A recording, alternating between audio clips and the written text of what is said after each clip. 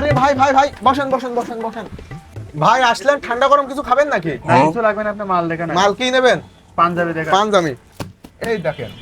আরে ভাই আপনার মনে করেন যে শরীর, হ্যাঁ এই পাঞ্জাবিটা পরলে যা মানাবেন, আপনার শরীর স্বাস্থ্য ভালো আছে, এটি চায়না থেকে ইনপুট করা, জাস্ট আপনার জন্যই মনে করেন সুন্দর মানাবেন। এই দেখেন কাপড়টুক দেখেন, একদম রিয়েল কাপড়, হ্যাঁ মানে কোনো রকম কোনো সমস্যা নাই, দেখেন আপনার শরীরে একদম পারফেক্ট মানাবে।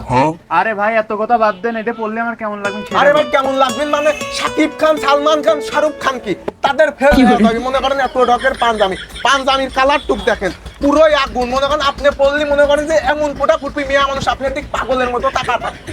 ভাই আপনি তো বেচার জন্য মেলা কিছু কথা, কিন্তু আমার কাছে ভালো লাগছে না। আরে ভাই সেলাইটুক দেখেন কত নিখুঁত ভাবে সেলাই করেছে, মানে পান্টে অত্র পান্টে ভিতরে এরকম পাঞ্জাবি খুঁজে পাবেন না। আরে ভাই আপনি কেমন পাগল মনে করেছেন নাকি?